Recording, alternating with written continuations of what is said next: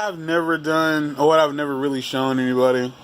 I've never really shown anybody my process. And for anybody out here who may be making, who want to may want to do these videos, or may want to do YouTube videos, and they don't have a lot of money to spend on like Adobe Premiere Super Sexy Buttfuck Edition,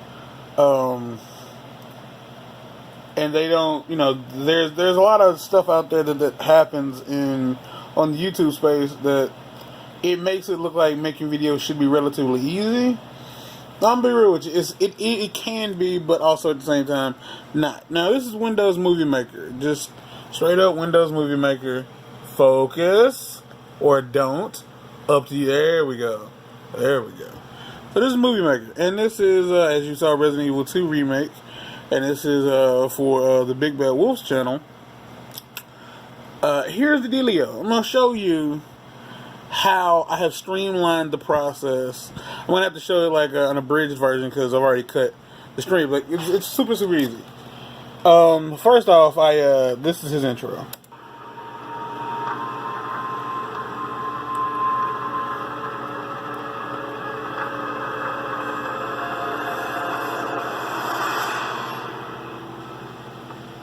That's it. That's the intro.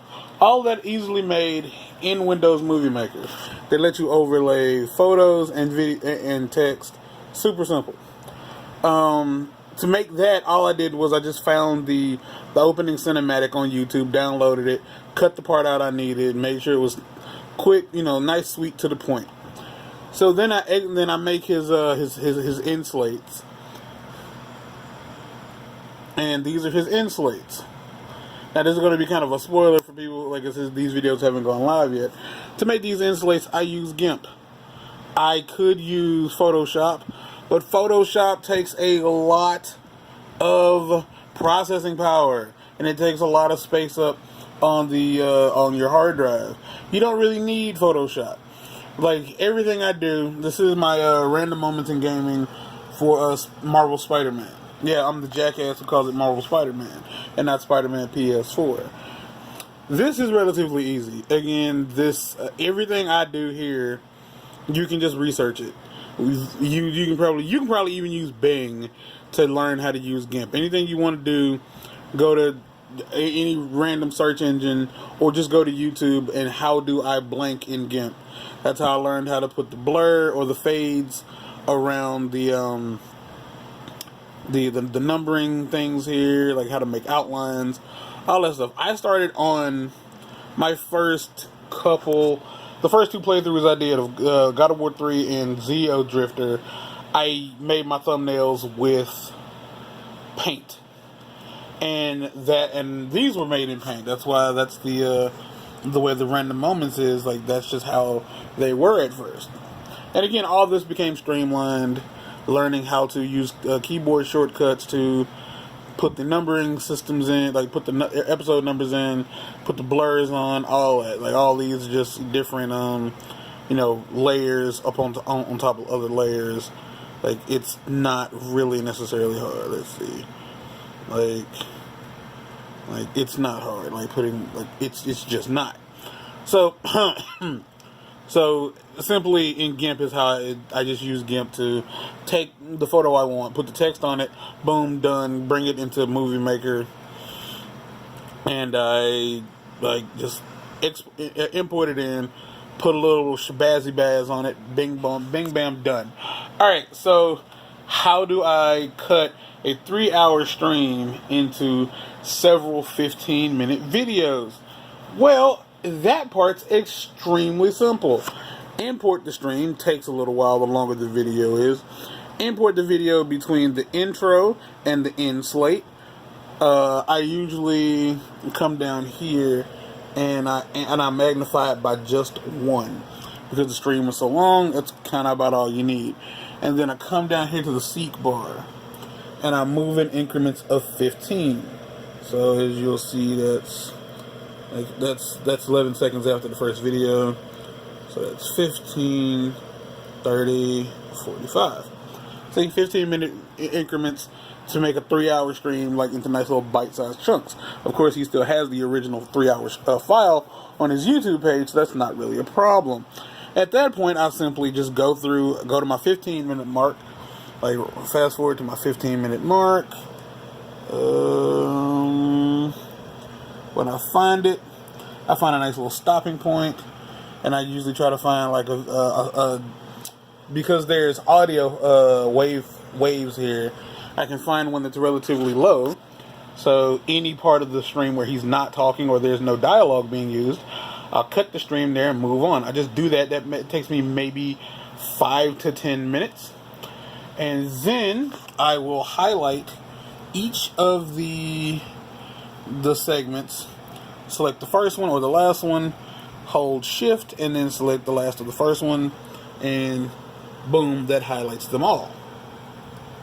After I do that, I come up to animations, and I pick the animation that I'm going to use. And for his, I just use a fade through, a crossfade. Apparently, I just use a simple crossfade because so they're uniform throughout. After I have them all completed, what I do is then I leave the first one unselected, select the one after that and the last one. So that's doing this, using the shift command as well. And then I simply select remove. So boom, that takes those out. So what does that leave me with? This is the entire 15 minute, 22 second video that will be episode whatever. I think episode 122 or 113. I don't remember. 113. I'm gonna say 113. It's a wild guess. So when that's done, when I finish that, like I'll come up here, file, export, high res. When that's finished, I click I'll just click close. I can't show you that because it takes forever and I don't want to really do any editing here. After that, I come back here, control flashlight, torch on. There we go. There's that dirty ass keyboard. Control Z will undo that. Turn the flashlight back off. Thank you. And then I'd come back here, remove the first clip, and repeat the process. So then that would take that out because it's already finished, and then it would just leave the ones that haven't been saved yet, and then repeat the process until I'm finished. And luckily with this is actually the next one that needs to be saved. So simply come down here for high definition display. Alright, so these are the ones we have. We are at episode 115. Of course, they're all just the same title, with the only difference being their episode number. Simply come down here, change the episode number. Now normally on YouTube you'll see like dashes, periods, or whatever. Thing is, when you upload from your computer or whatever you're going to use, when you upload from there, it's going to remove those punctuations, and it's going to leave a space. I had to learn it the hard way. So any kind of punctuation you want to use, hyphens, dashes, underscores, periods, quotations, whatever, save those for when you are on the actual page. This is like the most janked way to do any kind of tutorial, but it's important because I realize now he doesn't know how I do these. No one knows how I do these. Like, Nightfire doesn't know, Wolf doesn't know. No one really knows. Jmann, this might be useful for you. I don't know. But it's important for this to get out there because I don't know. Man, I don't want to like jinx it or like put any kind of bad juju out there. But you never know. Something might happen, and I don't want his channel to just like all of a sudden, crash or for everything to just like fall apart. I don't want to say fall apart, but I feel like he can be able to keep this level of quality up, like the consistent videos. The only thing that'll probably change is how he does his thumbnails and stuff like that. Like, I'd have to send him all the files I use to make his thumbnails.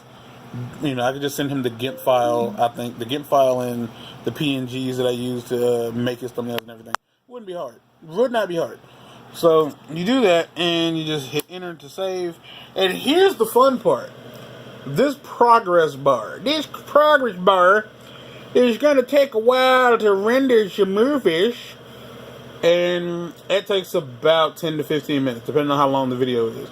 This is a 15-minute video, so I think this takes about 10 minutes to render completely. Now, if you're rendering in a much higher definition, it's going to take even longer to render. If you're using a much more robust program, it probably takes longer to render. I don't know. You might have a super powered PC, and it might not take that long. I really have no idea, because this is the only way I've ever done this. This is the only laptop I've ever used to make video edits, and this is just how I does it. Now, everything else is relatively simple. This is simply a matter of just uploading the videos. Now, you can see my internet is not great, so this 15-minute video is going to take almost 2 hours to upload, but that's going to be the last one that needs to be uploaded. So, as you can see, when I was saying that you have to input the information yourself, like, that's the difference. That's the only difference. So, the Resident Evil 2, this is not just a tutorial for this. This is a, for this, clearly this can be used for anything. Windows Movie Maker offers you a decent amount, and I do mean a decent amount of options. Like, there is no zooming in option. Like, if something happens and you want to zoom in on a particular part of a scene, or you want to isolate a certain something, it doesn't give you those kind of options. But if you just simply are making videos and you're like, no, this is, I just want to show the gameplay. It's just as simple. I want to show the gameplay, and that's it. And you just need to put clips together, or maybe cut something out. This works fine for that. I would say if you're making very precise edits, the PS4's Share Factory is much better, because it lets you do frame by frame. And that's how I input some of my trophy screenshots. And it works, it just simply works better. But because you're having to use a controller, it's not as intuitive as a simple keyboard and trackpad or mouse. Now, I'm not saying it's not good. I'm just saying, if it's what you got, go for it. Use that. There are no excuses. But if you can, and you want to use a bunch of clips and kind of have more free range to really have the how would I put this? Not free range to move clips around a little bit easier, and it's a little less convoluted and a little bit less complicated to really understand. Because I will say, Share Factory has limitations that Windows Movie Maker doesn't have. With Share Factory, you can't split every time you split a clip, there has to be a certain amount of seconds between each split, whereas with Movie Maker that is not the case. But the thing is, with Movie Maker, again, I can't do frame by frame, so because I don't want to have to go out of my way to do it on get on my PlayStation to show this. It's a little bit complicated trying to sync a trophy screenshot into the game footage, because you have to basically jump back and forth and find the exact frame that the screenshot was taken in. So, and you usually want to you want to find the frame that was taken, clip it there, and basically you'll be putting the screenshot in right after the frame that it was taken on, so it'll freeze. And if you want to, you can add the sound effect in, because Movie Maker allows you to add in music, but so does the PlayStation. But the PlayStation, it's kind of complicated, because it requires specific file folder names and shit like that. And I don't really want to get into that. I've never done it, but I think that's about it. If I ever had to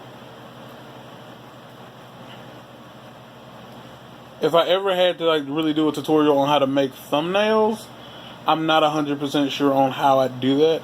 I'm pretty sure I have some kind of screen capturing software that I could use, but I'll do that when I do that. So yeah, so there's a 15-minute video on just my video editing processes. It never really crossed my mind to show anybody how to do this. I always just kind of assumed I'd be around to do it.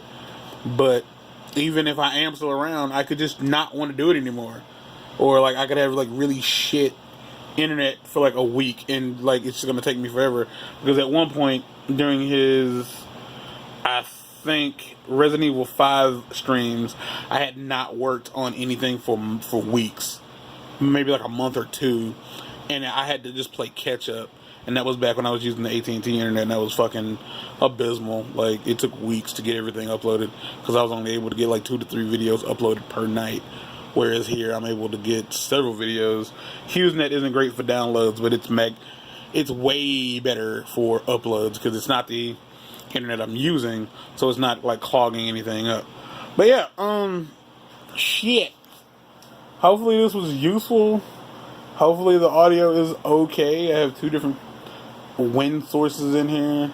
I don't know if and when he's gonna actually make these videos go public, but I've been his video producer / editor for like the past 2 years, and I've gotten better. Like, I think it took me I think the first stream I edited, I figured out the process for how to cut his videos quickly. And it is easily the best way I can choose to do it. And it's honestly easier for games where you aren't doing any kind of commentary, because unless you plan to cut, like if you're the one doing them and you know, like, okay, I'm going to do them in 15 to 20 minute increments, and you can be like, all right, y'all, hold on, like I'm cutting for the episode, and you can just stop talking for like 2 to 3 seconds, or even pause the game. You'll have that window to you'll know where to go to cut, like every single time. But yeah, hopefully this hits somebody and it's useful for them. So until the next maybe tutorial, bye bye.